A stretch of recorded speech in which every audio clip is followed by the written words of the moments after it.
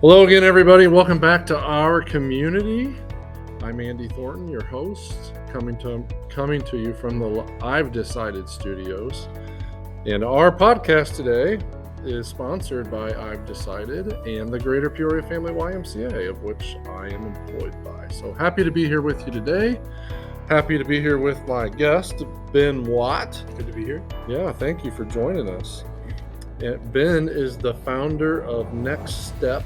He's a former youth pastor, a couple of different places, I think, Yes. but El Vista Baptist Church is where I think you spent most of your time.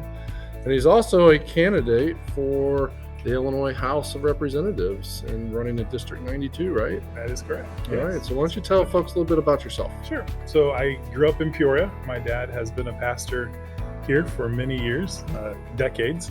And my wife is Christina. We've been married for 16 years almost. And we have 4 children, and they all are still at home. And 10 years as a youth pastor, and then HR and safety director at Peoria Charter Coach. Spent 8 years with them. And then for the last couple of years, I've been helping in transitional ministries. So 2 different churches that needed direction for their children's and youth ministries, a year in Groveland, and now I'm in Morton. Okay. And still live in Peoria. And so, yeah, it's exciting. Also, got my hand in a lot of other little things as well. Yeah. So almost 16 years. Does that mean you got an anniversary coming up soon? Yes. About 3 weeks away. Oh, wow. So, yeah. Well, congratulations early. Appreciate that. 16 years. I think mine's 25 now. Well, and mine should be longer, but it took me a while to catch on that she was the one. Yeah. She'll be happy to tell you that too. Well, I can relate. You know, I'm a man too. I'm a little slow to come around to the wise part of my character. So, the other question I have for you, and then we could probably do a whole show on this. What's it like to work for Bill Winkler? He is a great guy. Yeah, I agree. Yeah, I love Bill. That's a loaded question. Yeah. He still knows me. Yeah.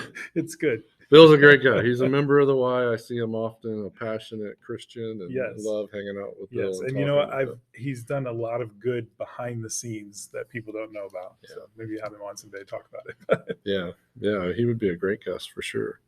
So today we're going to talk to our listeners and talk together about this weekly winning word that Kim threw out there. And I'll just be completely honest with you. If this wasn't the weekly winning word that I was doing a podcast on, I don't know that I could define it. Mm-hmm. When it came up, I thought, holy cow, what is ebullient? What does it mean? And Kim did a great job of describing it. When you read the definition, it's pretty clear of what it means, right? And so I'll share the definition for our folks that are listening. But ebullient is defined as cheerful and full of energy, overflowing with enthusiasm and fervor. And for me, that's hard. It's hard for me to be cheerful and overflowing with enthusiasm. Yes, I also would not have used this word if it were not for Kim's writing. And I even had to Google how to pronounce it. Yes, because I wasn't sure. But it is something that you have to be intentional about. There are probably some people who are naturally ebullient. Sure. Kim is like that. Yes, that is true. Anybody who knows Kim knows that's true. Absolutely. But she wrote a great article, and for those of you who are in the I've Decided community, have probably seen it and read it, and that's kind of the foundation for our discussion today. Is we're going to talk about the 4 things as Kim described them that will help us avoid overexposure and negativity so that we can be more ebullient, because that's kind of the opposite of it, right? Is if you're ebullient is positivity, and when we get surrounded with negativity or overcome with negativity, it really displaces us and takes the joy kind of out of our lives, I think. I like to think when we sometimes describe a person as walking in and they light up the room, this is probably that word, ebullient. I have a brother. He's naturally ebullient, and he also thinks he's funny. 2 different things, though, right? Right. So, not necessarily humorous. Correct. It wasn't in the definition. But yeah, I think that would be a great way to be described. You know, when you enter the room, folks know it's about to get more cheerful. There's about to be energy and enthusiasm. And I think as I've entered in the world of politics, as I've worked in inner city ministry, there are plenty of things that can really drain that joy and that cheerfulness.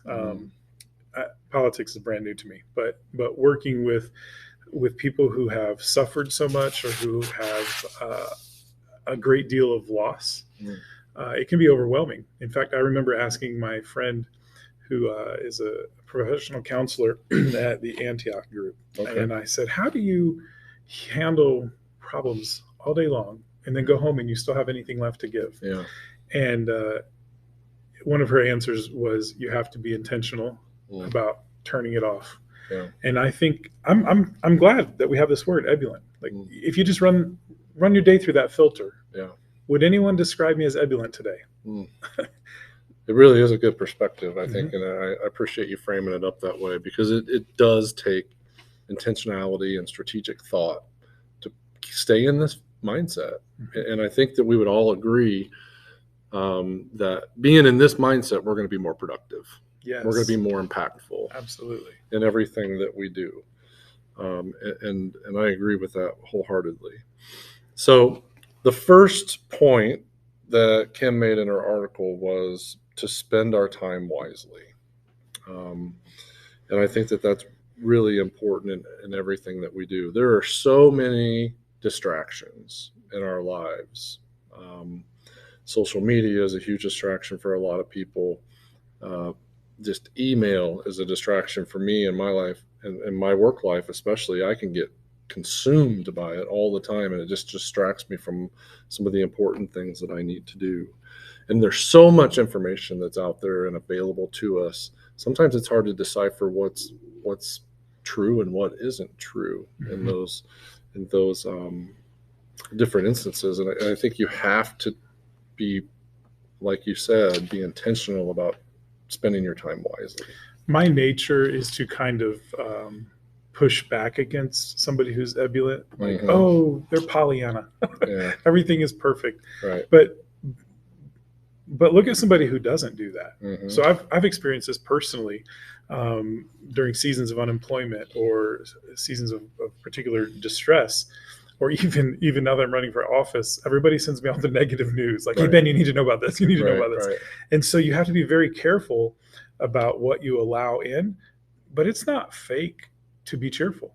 Like, there's a lot to be excited about and a lot to be good about. So even in the Bible, it talks about in Philippians chapter 4 what we're supposed to fill our minds with, things that are good. And now I'm going to get called out if anybody's watching this who knows me, because I can't remember my verse. You're good. You're good. It's Philippians 4:8. You can go look it up. But all these good things that you need to put into your mind, things that are true and honest and just and a good report. Yep.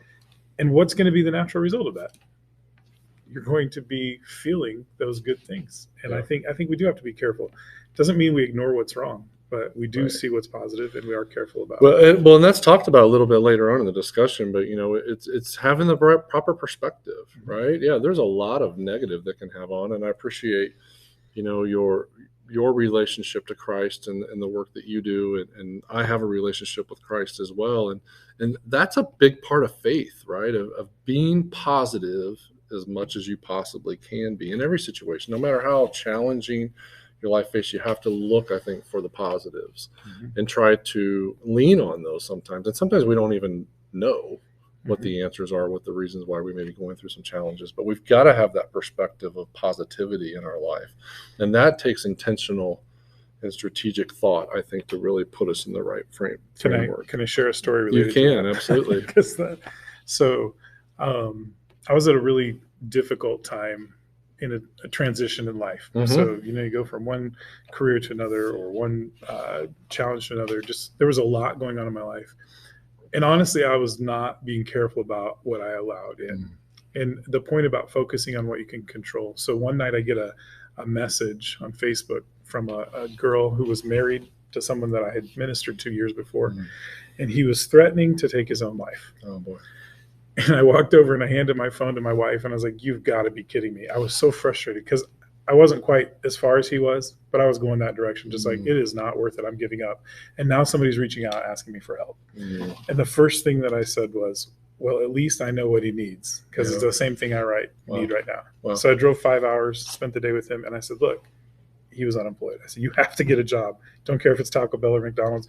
You have to get a job, because you're just sitting here surrounded by your negativity. Right. And the point is, like, that one little thing that he could control turned things around. Right. And I won't go into details, but Right. they're doing so much better now. Yeah. And that was the one thing. Like if you could just take that one thing and control it. Yeah, take that intentional step, right? Yes. And create some change for yourself. I think that's good. I appreciate you sharing that. The second point is to recharge often. I struggle with this personally, of being intentional about taking time for myself, so to speak, and being thoughtful about recharging. There's just too much to do, right? And I realize it's important to do that. And there's plenty of seasons in my life where a lot of peaks and valleys, right? I'm feeling great today, and then tomorrow I'll be down in the dumper for whatever reason. Really, usually no good reason at all, other than I'm just grumpy. But I think it's really important for people to take that time intentionally to try to set everything aside and focus on recharging your battery a little bit. Mm-hmm. Stephen Covey, in his book, The Habits of Highly Effective People, I think that was his book, wasn't it? I think so. He talks about things that are urgent and things that are important. Mm. And we spend too much time in the urgent. And there are things that are urgent. That is true. But this is another place where my Christian faith comes in. My hope and my confidence is that God is in control. Right. So there are things that absolutely must be done. You know, like tomorrow you have to have the report done, or in my case, Right. Vacation Bible School starts soon. You have to have the curriculum. Right. You can't survive without that. However, there are a lot of things that we say have to be done that don't. Right. And we sacrifice what's important, like time off with our family or whatever, for those things that are urgent. And I think recharging often is a challenge that probably all of us have. Mm-hmm. And again, taking it back to this new phase that I'm in where I'm running for office. There are a million meetings. There's no way I can meet everybody. I wish I could. Right. And anybody who reaches out, I'll get back to them. But there are days where I'm just like, oh, I can't keep up. Right. And we have to recharge often, or that ambulance, is that the right form of the word ambulance? Yeah. Will dissipate. Yeah. So I love what you're saying, because that is I think everyone has that challenge. Yeah. There's a part in the article that really stuck with me when I was reading it. And it was, we have to understand what fills us up and what empties our tank. Right. And then we've got to focus on the things that are going to fill us up. And those things that drain us, we got to try to set those aside. And I know there's things that will drain us that we have to do. We have to think there's just things that we don't like. But when we understand where the good is and where the bad is, and we focus more time on the good, and I'll use that analogy, I think we're going to have a better chance to be more successful and focus that way. So it's just important to surround yourself with the things that are going to give you the energy, right, that you need. What are some things that give Andy energy? Rest, which I don't get enough of for some reason. And that's just a biological thing with my body for some reason. But that definitely gives me energy. You know, it's just being the one thing that really gives me energy, and I find myself struggling to have time for it, is, you know, my morning prayer time or devotion time. When I'm really intentional about that time in the morning, that 30 to 60 minutes, however long it may be, I find that my day goes much better, right? When I put things in proper perspective, that helps me a lot. The problem is there's always so many other things to do. I find excuses to skip over that part of my life. I know that's not just a challenge for me, but that definitely, and just, you know, spending time with my family, right? I got 4 kids, and they're all growing and starting to be self-productive adults and that's a season of change of life too. So we're not quite as busy maybe as what we used to be when they were littler. So it's finding new ways to engage with them and find joy through that process too. Good. Yeah, I'm always intrigued by that. There are things.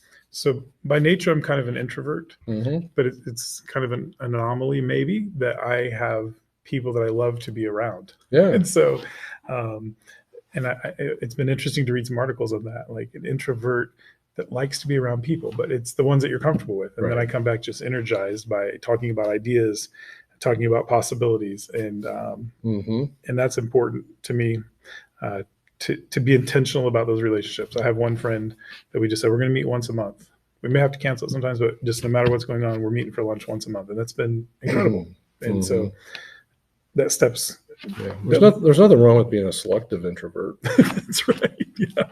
I can align with some of those principles That's myself, right.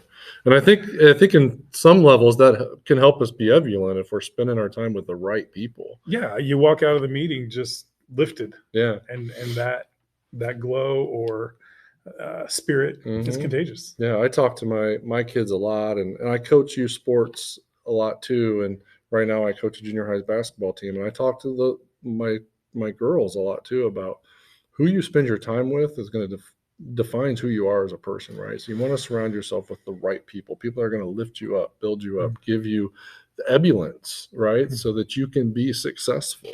I think that's really important in so many facets of our life. So the next point in this whole strategy of being more ebullient is Kim just defines it as stay in your lane, right?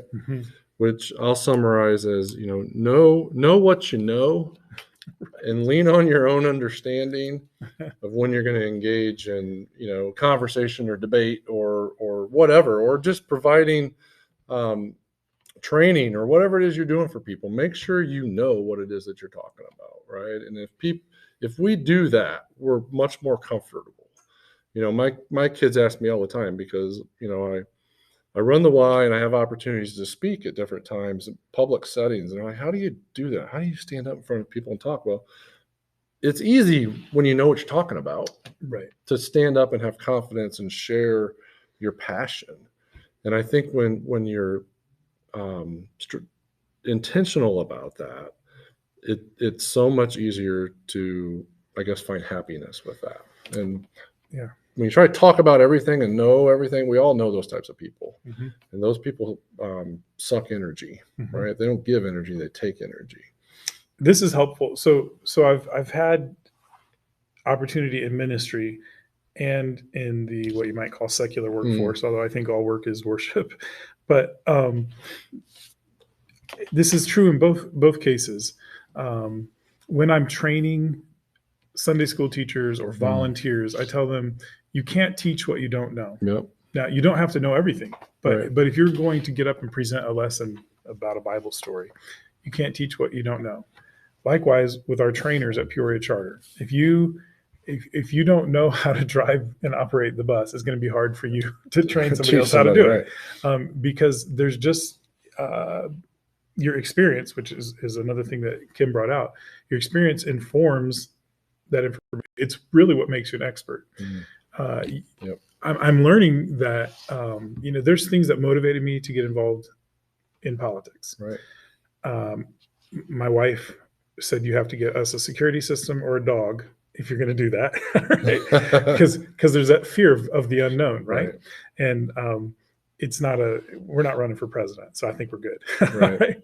But the point is, as I have just dabbled into this just a little bit, I had the things that motivated me, but as I've gotten in there, I've learned there's so much more going on. For example, they talk about corruption in our state. We're in the state of Illinois. Right. In my mind, that was people cheating or telling lies, but really it's some of the rules of how our government functions that allows corruption to thrive. Right. Okay. So I didn't know that 6 months ago, but I am digging in and learning from those who've gone before me, and I'm going, wow. And as I learn more information, then I become not an expert, but you're better educated. I'm better educated and can speak on it. And so, we could do a whole podcast on the things that I've learned in this last 8 weeks or so, but maybe 12 weeks. But the point is, you can't teach what you don't know. Right. And when on the other side of that is when you act like you know everything, you not only drain people, but you demotivate them. Yeah, you turn people off. For Absolutely. Sure. And so folks will sometimes in leadership, of course, the catchphrase is micromanage, but I'm curious on your opinion on this. Is that coming from insecurity, or do they really think they know everything, or is it sometimes both? I don't know. I think it's probably both, depending on the individual. I have found in my experience that if you want people to work hard for you, I like to say with you, right? Because I don't like to think of people who work at the Y are working for me, right? Right. They're working for the organization, they're working for themselves.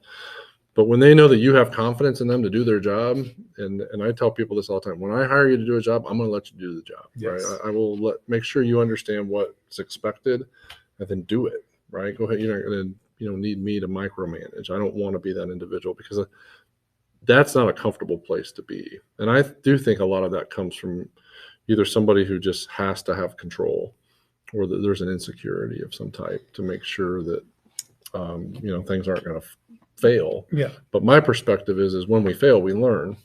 So I like to let people go out and do that to a certain extent, right?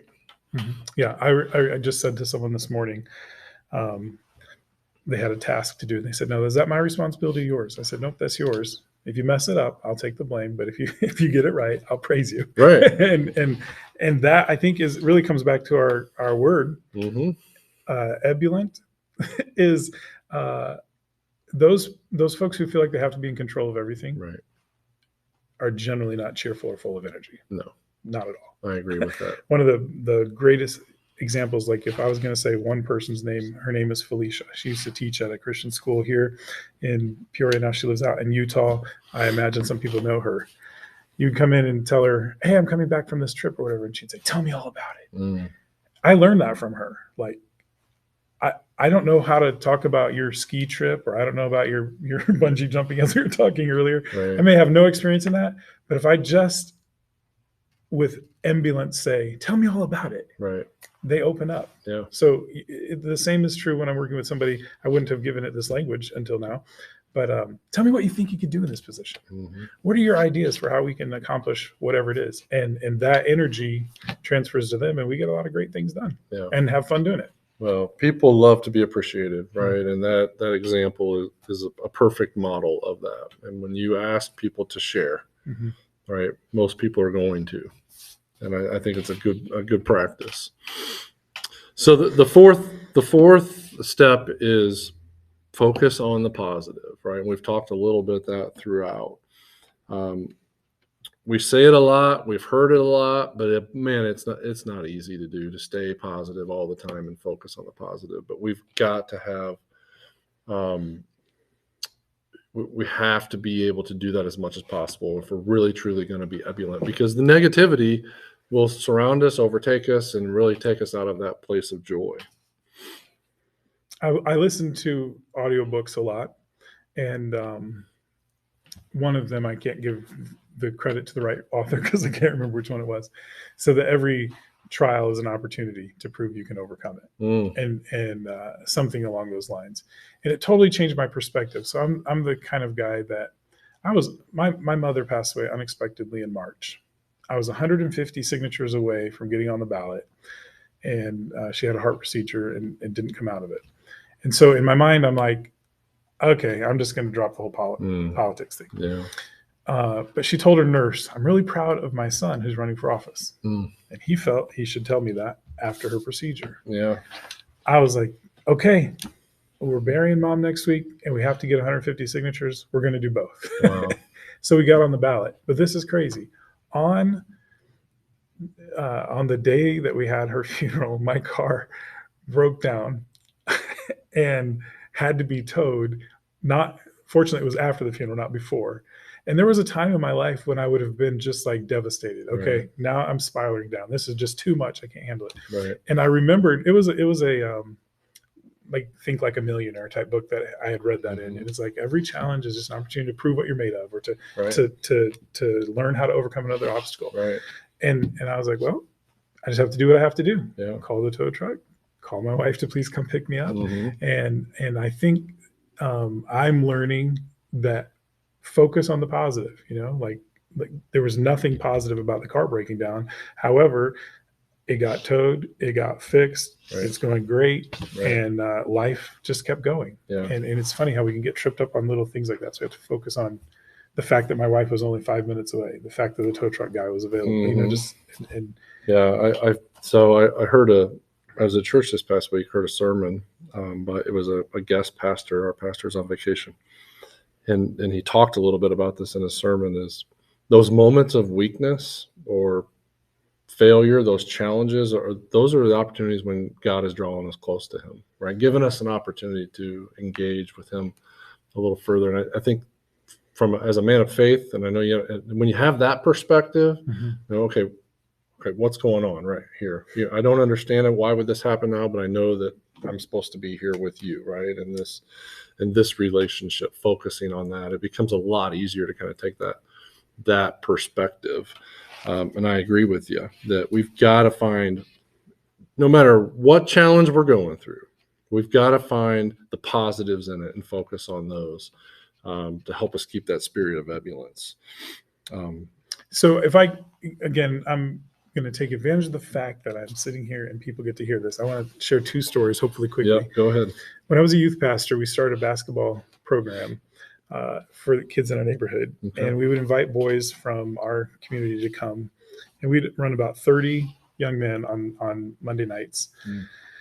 And they'd play basketball for an hour.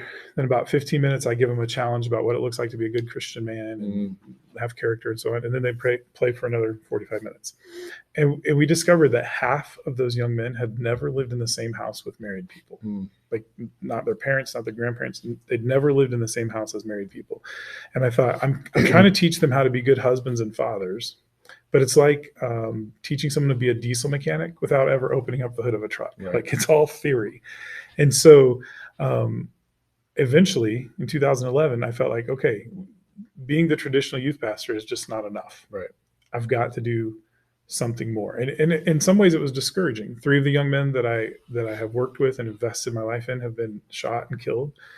One of those happened when I was at work, going back to recharging. It sucked the life out of me. And I just asked my boss, Bill Winkler, can I go home? He's like, absolutely. Take as much time as you need. It wasn't even my own child, but I had poured my heart and life into this young man, and to have him gone like that. And you begin thinking, is this really worth it? Right. And there I had to go back and focus on the positive. So these young men, that really motivated me to leave traditional youth ministry and start Next Step, which was a mentoring program where we trained mentors and prayed regularly for fatherless young men. But that also, we started thinking about the positive. Like Trey's life was enriched because of our investment. Sure. And my faith in Christ tells me that it was appointed unto him once to die. So God didn't want him to die that way, but God knew that's when his time would come, and he let our paths cross. And so we just started thinking about all the positive aspects of that. It's the same thing in the running for office. So I've reached out to my representative. I don't usually agree with, there's some things that we agree on. So she was a champion for expunging records wherever you are in the United States. I think it's a great idea. I remember trying to hire a pastor to drive a motor coach. And 45 years before, he'd had a marijuana charge, and so he couldn't get a proper license. So I do think there's things like that we can fix without getting into politics. All right, but I finally felt like, okay, I can complain, I can be the keyboard warrior, or I can step up and give people a choice. Right. And for years, they haven't had a choice. And so now I have to figure out what my campaign is going to be like. Is it going to be a smear tactic campaign like so many of them are? I'm not against telling the truth, but we decided, nope, we're not doing that. And I thank God for my wife, because she would say to me all the time, you need to, whatever you're writing, make sure that our neighbor who's not on the same side as you won't be hurt or offended by that. Right. And so we said, okay, our goal is a brighter future. We're not looking at, oh, this is bad, this is bad, this is bad. What can we do to make our future brighter? Right. Really, that should probably be the theme for the rest of my life. How can, even before we started this, and Kim said, make sure what you say is helpful. Right. That's exactly right. Yeah. I want whatever I'm doing to be helpful. Yeah. Be a difference maker, right? For the positive. I think that's a great perspective for all of us. And I think that's really what it boils down to be ebullient, right? Be joyful, be happy, make positive change in every opportunity that you get throughout every day of your life, right? Absolutely. That's it. Bring positive energy. I have a good friend in the Y. We share a lot of war stories, so to speak, right? The challenges that we're going through, and it's a great place to kind of go to just to get some feedback from professionals who can relate to what you're dealing with. And he says this all the time. There's 2 types of people in the world. There's those that provide energy and those who suck energy, right? And we need to provide energy in everything that we do, positive energy in everything that we do. And I wholeheartedly believe in that. You have a choice on how you're going to come to the table in every situation. And you need to come with the love of Christ and provide positive support. That's interesting that you say that, because I actually heard that there was 3 different kinds of people in the world, and they were those who can count and those who can't. Yeah. You can do what you want with that. That's good. That's good. Well, did we say something earlier about humor? All right. Well, Ben, thank you for joining me today. Yes. I wish you all the luck moving forward. Good luck in your campaign this fall. And let us know how we can help you. All right. And likewise. Yeah. Thank you, everybody out there, for joining us this month here on Our Community.